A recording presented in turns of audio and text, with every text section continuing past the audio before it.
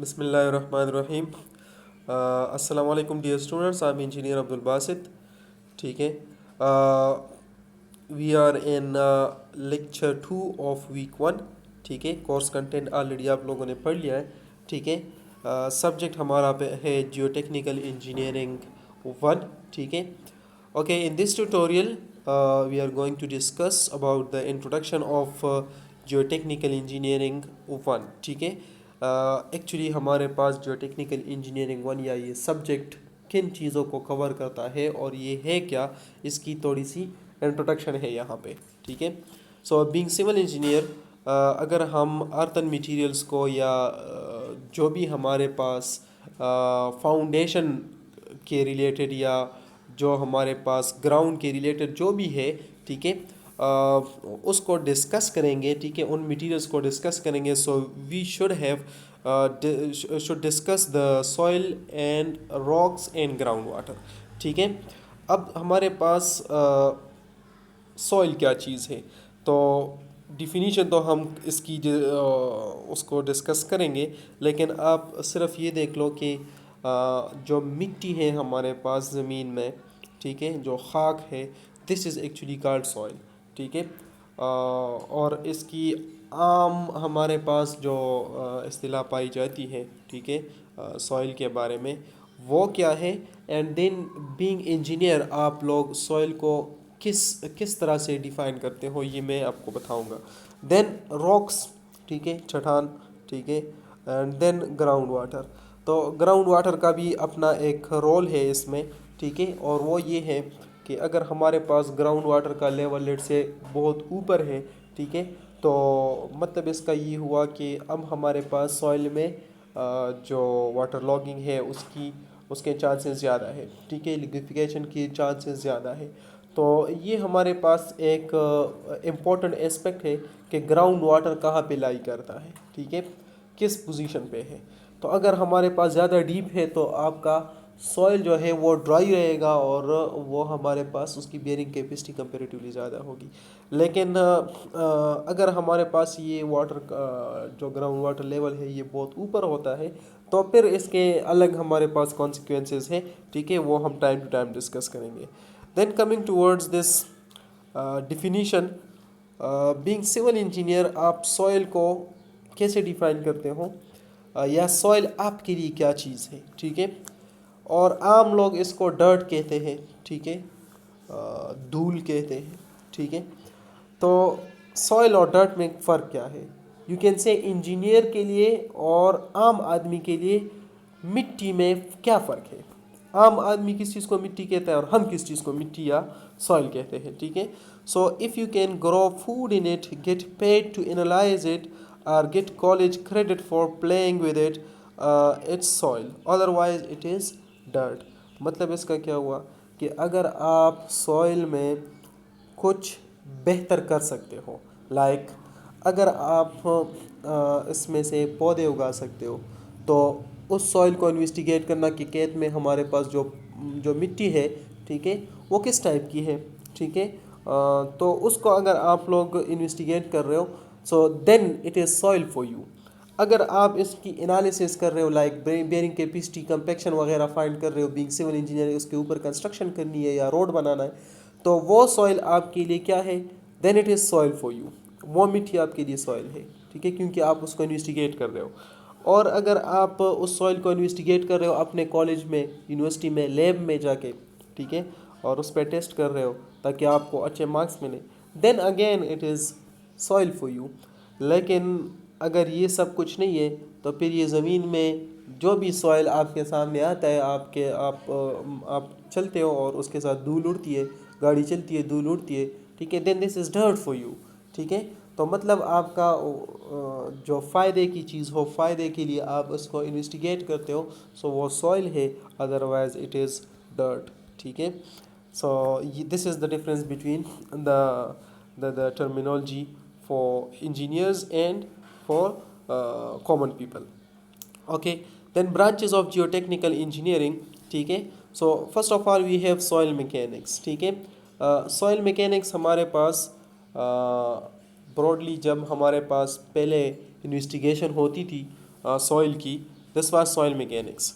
ठीक है, इनिशियली हमने इस सब्जेक्ट को सॉइल मैकेनिक्स का नाम दिया था, अब इसको जियोटेक्निकल इंजीनियरिंग का नाम दिया गया है, बिकॉज ये हमारे पास अब एक अलग सब्जेक्ट बन गया है और इसमें और भी बहुत सारे एस्पेक्ट्स आ गए हैं। जैसे कि हमारे पास रॉक मैकेनिक्स अलग चीज़ है। ठीक है, इसमें हमारे पास इन्वेस्टिगेशन रॉक्स की होती है। ठीक है, तो सॉइल और रॉक्स दोनों डिफरेंट चीज़ें हैं, जिस तरह प्रीवियस स्लाइड में मैंने आपको बता दिया। ठीक है, then foundation engineering. So foundation mean that part of a building, ठीक है, which is in direct contact with the soil. ठीक है, and that is taking the whole load of the superstructure and transferring it to the soil. ठीक है, तो वो हिस्सा जो नीचे ज़मीन के साथ कांटेक्ट में हो, बिल्डिंग का वो हिस्सा जो ज़मीन के साथ कांटेक्ट में हो, वो हमारे पास फाउंडेशन कहलाता है। अब इस फाउंडेशन की डिज़ाइनिंग करना according to the properties of the soil, तो वो हमारे पास फाउंडेशन इंजीनियरिंग होता है। So again a different thing. ठीक है, लेकिन this is a part of geo technical engineering as well. Then geo environmental engineering, तो जिस तरह नाम से ही ज़ाहिर है, ठीक है, कि हमारे पास ज़मीन की इन्वायरमेंट। ठीक है, अब ज़मीन की इन्वायरमेंट का दिस इज़ लाइक कि हमारे पास एक अलग सा इंजीनियरिंग का ब्रांच बन गया है इन्वायरमेंटल। ठीक है, और इन्वायरमेंटल में हमारे पास नॉर्मल हम ध्यान रखते हैं माहौल का। ठीक है, तो एक तो हमारे पास ये माहौल है जिसमें हम सांस ले रहे हैं। ठीक है, एक सॉइल का माहौल है। ठीक है, whether the water coming from this soil is pure water or not, ये हमारे पास जो सॉइल है ये कोई ज़्यादा एसिडिक तो नहीं है क्या, ज़्यादा इसमें कोई ऐसी चीज़ तो नहीं है जो हमारे पास सेहत के लिए ठीक ना हो। ठीक है, तो इससे जो भी चीज़ हमें मिल रही है सॉइल से, क्या उसको हम यूज़ कर सकते हैं। ठीक है, फीडिंग के लिए। तो अगेन इसकी एनवायरनमेंट को, सॉइल की एनवायरनमेंट को डिस्कस करना, दिस इज जियो एनवायरमेंटल।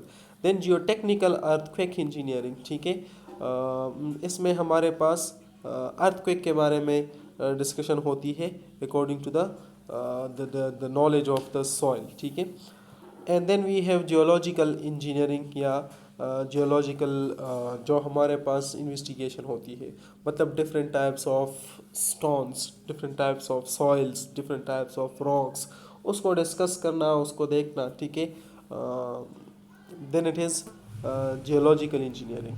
ठीक है, अब इन सब को कंबाइन करके हमारे पास एक सब्जेक्ट बनता है and that is called geotechnical engineering. ठीक है, नाउ सॉइल बिहेवियर इंट्रोडक्शन, तो यहाँ पे एक स्टेटमेंट लिखा गया है दैट कंक्रीट और स्टील, इसको हम टेक्स्ट बुक्स में डिस्कस कर सकते हैं। ठीक है, इसकी एनालिसिस, इसकी सब कुछ हम डिस्कस कर सकते हैं, but soil is something different. ठीक है, सॉइल को हम इतनी आसानी से टेक्स्ट बुक्स में कवर नहीं कर सकते, इसके लिए आपको प्रैक्टिकल होना पड़ेगा। ठीक है जनाब, देन सॉइल की प्रॉपर्टीज़ पे आते हैं। ठीक है, so number one we have that the soil is heterogeneous in nature. ठीक है, होमोजीनियस और हेट्रोजीनियस में फ़र्क क्या है? होमोजीनियस उसको कहते हैं जो हमारे पास पूरा का पूरा सॉइल एक टाइप ऑफ मटेरियल से बना हो। ठीक है, जिस तरह यहाँ पे दिखाया गया है कि हर एक पार्टिकल सेम साइज़ का है। ठीक है, सेम मटेरियल है। ठीक है, सो इस तरह का सॉइल अगर हमारे पास होगा then it is called homogeneous. लेकिन इस पिक्चर में यहाँ पे दिखाया गया है that some particles are very small और some particles are very very large. ठीक है, ये पार्टिकल देखें, इसका ये बहुत बड़ा है, लेकिन ये छोटे छोटे पार्टिकल्स भी यहाँ पे है। ठीक है, और फिर हमारे पास इसमें और भी बहुत सारे पार्टिकल्स हैं जो कि दरमियाने साइज़ के हैं, तो मतलब डिफरेंट साइज़ के पार्टिकल्स यहाँ पे मौजूद है। That's why this is not homogeneous, this is heterogeneous. तो अगर आप सॉइल की बात कर ले तो सॉइल हमारे पास हेट्रोजीनियस होता है, होमोजीनियस नहीं होता। ठीक है, समझ रहे हो? Then anisotropic. ठीक है, आइसोट्रॉपिक किस चीज़ को कहते हैं? आइसोट्रॉपिक का मतलब ये होता है जब हमारे पास हर डायरेक्शन में प्रॉपर्टीज सेम हो, like this is a direction. ठीक है, this is a direction, this is the direction and this is the direction. इन चारों डायरेक्शन में इसकी प्रॉपर्टी सेम है कि नहीं है? देखिए, हर एक डायरेक्शन में अगर आप जाओगे तो आपको सेम टाइप ऑफ पार्टिकल्स मिलेंगे। ठीक है, दिस इज आइसोट्रॉपिक। ठीक है, the properties of the of this picture shows that the properties are same in all directions. ठीक है, एनाइसोट्रॉपिक का क्या मतलब है कि ऑल डायरेक्शंस में सेम नहीं है। जैसे कि इस डायरेक्शन में आप मूव करोगे तो सेम है, लेकिन आप अपवर्ड या डाउनवर्ड मूव करोगे तो फिर हमारे पास ये डिफरेंट है।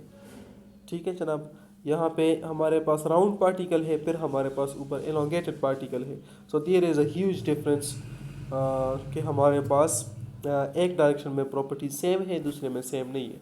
ठीक है, सो when the properties are not identical or same in all directions then it is called anisotropic, और soil हमारे पास क्या है, anisotropic है।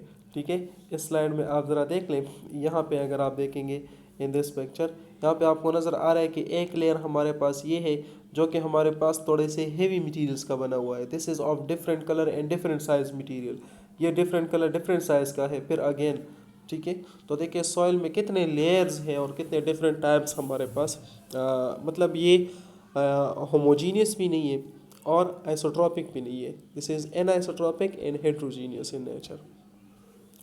देन कंजर्वेटिव का मतलब ये है कि यहाँ पे आप देखेंगे दिस इज़ अ पार्टिकल। ठीक है, इसको आप कंप्रेस करने की कोशिश कर रहे हो। ठीक है, सो ये तो हो जाता है, फिर वापस अपनी पोजीशन पे आ जाता है।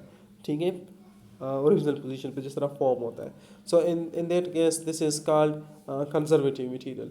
ठीक है, लेकिन अगर हमारे पास ये अपने फॉर्म में वापस नहीं आता लाइक दिस, देखिए यहाँ पे ये आफ्टर कंप्रेशन ये अपने फॉर्म में वापस नहीं आया, सो दिस इज़ नॉन कंजर्वेटिव। तो सॉइल हमारे पास क्या है, नॉन कंजर्वेटिव है। आप एक दफ़ा इसको कंपेक्ट कर लेते हो, ये वापस अपनी पोजीशन पे सेल होकर वापस नहीं आता। ठीक है, then we have the behaviour of the soil. ठीक है, according to its stress strain curve. ठीक है, तो अगर आप इस कर्व को देखेंगे, we have a straight curve. ठीक है, तो स्ट्रेट कर्व का मतलब है कि आप जितना स्ट्रेस इंक्रीज कर रहे हो उतना आपका स्ट्रेन भी इंक्रीज हो रहा है। ठीक है, तो this is a direct relation, इसलिए हमारे पास स्ट्रेट कर्व मिल रहा है हमें। ठीक है, स्ट्रेट ग्राफ मिल रहा है।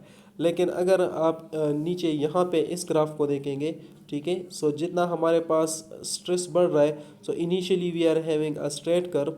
ठीक है, उतना हमारे पास स्ट्रेन भी आ रहा है। ठीक है, लेकिन आफ्टर दैट हमारे पास थोड़ा सा स्ट्रेस हमने इंक्रीज कर दिया है। ठीक है, लेकिन स्ट्रेस हमने थोड़ा सा अप्लाई किया और स्ट्रेन हमारे पास ज़्यादा आ गया है, तो हमारे पास नॉन लीनियर बिहेवियर बन गया है। ठीक है, मतलब ये हुआ कि हमारे पास अब हम स्ट्रेस कम अप्लाई कर रहे हैं, स्ट्रेन ज़्यादा आ रहा है।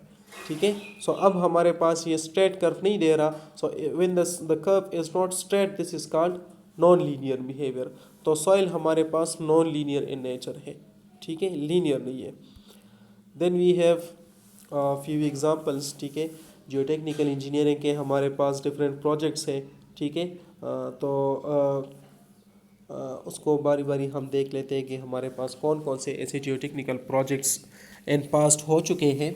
ठीक है, जो कि हमारे पास मतलब हमारे इंटरेस्ट बढ़ाने के लिए हम इसको डिस्कस कर रहे हैं। ठीक है, so first of all we have this Panama canal. ठीक है, जो कि हमारे पास 1914 में कंप्लीट हुआ है, उसका लेंथ तकरीबन 48 माइल्स है। ठीक है, और ये हमारे पास 375 मिलियन डॉलर्स पे बना हुआ है। ठीक है, कॉस्ट इसकी इतनी है। इसकी कैपेसिटी जो है 14,000 वेसल्स पर ईयर है। और लॉक कैनाल मटेरियल, ये हमारे पास जो इसमें मटेरियल इस्तेमाल हुए कैनाल में रॉक है, क्ले है और कंक्रीट है। ठीक है, ये तीन चीज़ें यहाँ पे इस्तेमाल हुई है। तो अगर आप देखेंगे तो मटेरियल मेन चीज़ हमारे पास जियोटेक्निकल इंजीनियरिंग का यहाँ पे इसके इम्पैक्ट को देखना है। ठीक है, कि जियोटेक्निकल इंजीनियरिंग रिलेटेड यहाँ पे क्या हुआ है। तो अगर आप देखेंगे रॉक और क्ले मटेरियल, सो दोनों हमारे पास यू कैन से कि सॉइल के साथ रिलेटेड चीज़ें हैं, और इनकी अगर आपको प्रॉपर्टीज़ नहीं मालूम, इसको यूटिलाइज करना आपको नहीं आता, so then you can't use it in construction anywhere. ठीक है, कंस्ट्रक्शन प्रोजेक्ट्स में आप इसको इस्तेमाल नहीं कर सकते। ठीक है, सिमिलरली हमारे पास इसकी अगर आप पूरे जो भी हमारे पास इस रेड में शो किया गया है, ठीक है, this is that line that shows the whole direction, ठीक है, जिस पे ये हमारे पास मूव हुआ है एक जगह से दूसरी पे, पनामा कैनाल, ठीक है। अच्छा, इम्पोर्टेंट चीज़ हमारे पास ये है, ठीक है। कोलेब्रा कर्ट्स, यहाँ पे ये आपको नज़र आ रहा होगा that this hill is like in cutting, थोड़ा सा इसको कट किया गया है, यहाँ पे इसको भी कट किया गया है, ठीक है। और इसको कट करते हुए यहाँ पे एक कैनाल बनाया गया है, रास्ता बनाया गया है, ठीक है, जिसमें हमारे पास शिप्स भी मूव कर सकती है और साथ में हमारे पास पानी भी मूव कर रहा है, ठीक है। तो एक्चुअली हमारे पास जो ये कट बनाया गया है, ठीक है, this is something very much related to geo technical engineering, ठीक है। इसमें हमारे पास जियो टेक्निकल इंजीनियरिंग रिलेटेड बहुत कुछ है, ठीक है ना। ये थोड़ा और भी एक्सप्लेन हो जाएगा यहाँ से, ठीक है। फर्स्ट पॉइंट में हमारे पास क्या है, कोलेब्रा कट की बात हो रही है। The excavation of the cut was one of the greatest area of the uncertainty in the creation of the canal due to the unpredicted large landslides. तो हमारे पास लैंडस्लाइड्स का ख़तरा था, ठीक है, जिसकी वजह से हमारे पास यहाँ पे इतने बड़े बड़े कट्स क्रिएट किए गए, ठीक है। तो कुछ हमारे पास एक्स्ट्रा एक्सक्यूएशन करनी पड़ी और कट करना पड़ा इस सॉइल को कैनाल निकालने के लिए, क्योंकि हमें ख़तरा था कि यहाँ पे लैंडस्लाइड आ सकता है, ठीक है। ये अमेरिकन प्रोजेक्ट है, अमेरिका ने सब कुछ डील किया हुआ है यहाँ पे। Then the American had lowered the summit of the cut. Summit का मतलब ये है, यहाँ पे प्रीवियस में देख लें, यहाँ पे हेयर इट इज़, ये हमारे पास ये ऊपर का जो इसका हिस्सा है, दिस इज कॉल्ड समिट, ठीक है। तो ये समिट लैंडस्लाइड की वजह से नीचे गिर सकता था और कैनाल को वापस बंद कर सकता था। तो इसलिए अमेरिका ने क्या सोचा कि इस समिट का जो हाइट था 59 मीटर समथिंग, ठीक है, इसको काट के ये 12 मीटर पे लेके आए, ठीक है। तो मतलब जितना हमारे पास यू कैन से कि 59 से 12 पे लेके तकरीबन इसमें 45-48 मीटर्स इसमें से काट लिया है, ठीक है। सो ये हमारे पास एक एक्स्ट्रा कटिंग हो गई, ठीक है, कैनाल बनाते हुए। देन हमारे पास एक और चीज़ है that 23 million meter cube of the material was additionally planned excavated having been brought into the cut by the landslide। ये कट जो बनाया गया था यहाँ पे हमारे पास लैंडस्लाइड की वजह से यहाँ पे मटेरियल नीचे गिर रहा था, ठीक है। तो वो मटेरियल निकालते हुए तकरीबन 23 मिलियन मीटर क्यूब मटेरियल इनको एक्स्ट्रा निकालना पड़ा। ये सब कुछ बताने का मकसद क्या है, ये प्रीवियस प्रोजेक्ट्स में क्यों डिस्कस कर रहा हूँ, इसलिए कि हमारे पास जो इन पास्ट हमारे पास जियो टेक्निकल इंजीनियरिंग रिलेटेड जो बड़े बड़े प्रोजेक्ट्स हुए हैं, उनमें क्या क्या प्रॉब्लम्स थे, किस तरह से इंजीनियर्स ने उसको टैकल किया, फिर जियो टेक्निकल इंजीनियरिंग का रोल वहाँ पे क्या था, ठीक है। So all these things related to soil or geotechnical engineering, ठीक है, वो हमारे पास जियोटेक्निकल इंजीनियरिंग ही है, ठीक है। यहाँ पे आप देख लें एग्जांपल ऑफ जियोटेक्निकल इंजीनियरिंग या जियोटेक्निकल प्रोजेक्ट्स में हमारे पास क्या है, एस्वान डैम है, इसको नॉर्मली हम स्वान डैम भी कहते हैं, ठीक है, इजिप्ट में ये लोकेटेड है, ठीक है, 1970 में बना है और $1 बिलियन इसकी टोटल कॉस्ट है, ठीक है। तकरीबन 6 ट्रिलियन फुट इसमें इसकी कैपेसिटी है, फुट क्यूब, ठीक है। एंड एम्बैंकमेंट मटेरियल इसमें रॉक और क्ले इस्तेमाल हुआ है। मतलब यू कैन से कि ये हमारे पास एक अर्थन डैम है। इसकी क्रॉस सेक्शन पे आप आ जाए, ये इस पिक्चर पे मैं बाद में आता हूँ। यहाँ पे आप क्रॉस सेक्शन में आ जाए, so you can see it from here that, यहाँ पे अच्छा यू कैन सी कि यहाँ पे हमारे पास ये पूरा का पूरा जो स्ट्रक्चर है यहाँ पे, this is actually made up of soil, ठीक है। और सॉइल में हमारे पास दो चीज़ें यहाँ पे इस्तेमाल हुई है, एक क्ले, दूसरा रॉक फिल। तो यहाँ पे आपको दिखाया गया है दिस इज़ रॉक फिल, ठीक है। और ये जो दरमियान में कोर बनाया गया है, दिस थिंग, ठीक है, ये हमारे पास क्ले कोर है। वाई यहाँ पे क्ले क्यों इस्तेमाल हुआ है, because compacted clay is almost completely impermeable to the to water, ठीक है। यहाँ पे अगर इस क्ले को आप कंप्लीटली एक्चुअली जिस तरह होना चाहिए 100% इसको कंपैक्ट कर लेते हो, तो ये हमारे पास इम्परमिएबल हो जाता है, इसमें से फिर पानी नहीं निकल सकता। तो ऑलरेडी हमारे पास रॉक फिल और सैंड फिल तो मौजूद है, यहाँ पे सैंड भी इस्तेमाल किया गया है, यहाँ पे देखें ग्राउट इस्तेमाल किया गया है, ये अगले पिक्चर में और क्लियर हो जाएगा। डाउन स्ट्रीम साइड पे कॉफर डैम है, अप स्ट्रीम साइड पे कॉफर डैम है। कॉफर डैम इसलिए बनाया जाता है कि ये जो दरमियान का स्ट्रक्चर था, ये दरमियान का स्ट्रक्चर इसको बनाते हुए पहले हमें पानी को रोकना था।